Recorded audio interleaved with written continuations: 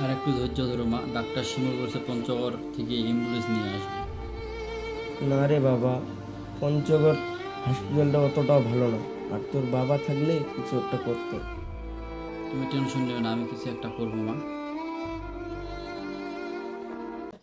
চেষ্টার আমি কোনো ত্রুটি রাখিনি।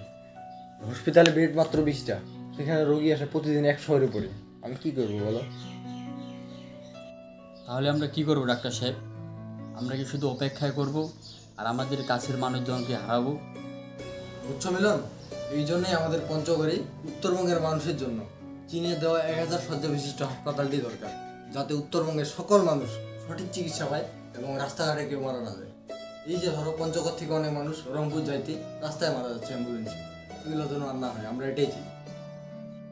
সরল আমাদের মনে করো এই যে বাংলাদেশের একটা চীন বাংলাদেশ মিলে একটা যে হাসপাতাল হতে যাচ্ছে আর কি, এটা যদি আমাদের পঞ্চগড়ে হইতো মনে করো তাহলে ভালো হতো। আসলে পঞ্চগড় হয়ে গেছে একটা এক সাইড এলাকা, এখান থেকে মনে করো তোমার রোগী নিয়ে যাইতে যাইতে দূরে রংপুরেই তো অনেক সমস্যা, রোগী মারাও যাচ্ছে। ঠিক আছে, আর মিলন ভাই, তো ওই আপনার যে সমস্যা আমনুর নাকি কি খবর এখন?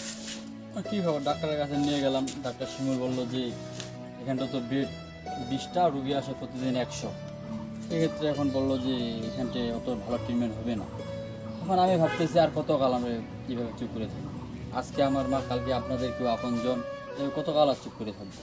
একটা যে ভালো স্বাস্থ্যসেবা থাকতো আমাদের পঞ্চগড় উত্তরবঙ্গে, তাহলে এটা আমাদের জন্য ভালো, এটা জনগণের ভোগান্তি হতে হতো না।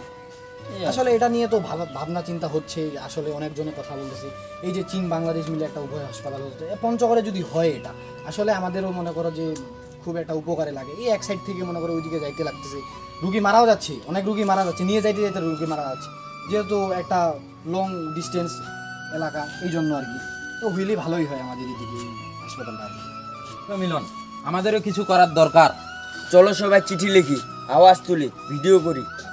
তাহলে মিলন ভাই, এটা শুধু তোমার ক্ষেত্রে না, এটা আমাদেরও হইতে পারে। আজকে তোমার মা ওইখানে বেড পায়নি, কাল আমার হইতে পারে, এর হইতে পারে, এভাবে অনেক লোকেরও হইতে পারে। তাহলে তো এটা মনে করো একটা সমস্যা হয়ে দাঁড়াচ্ছে। এখন এটা নিয়ে আওয়াজ তোলার দরকার, এটা আমাদের অধিকার, এটা আমাদের প্রয়োজন।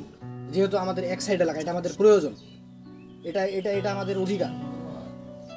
আজকে আমি পঞ্চগড় জেলার সর্বস্তরের জনগণকে বলতে চাই, পঞ্চগড় জেলায় 1000 শয্যা বিশিষ্ট হাসপাতালটি আমাদের এটা প্রয়োজন, এটা আমাদের অধিকার, এটা আমাদের বাঁচার প্রয়োজন।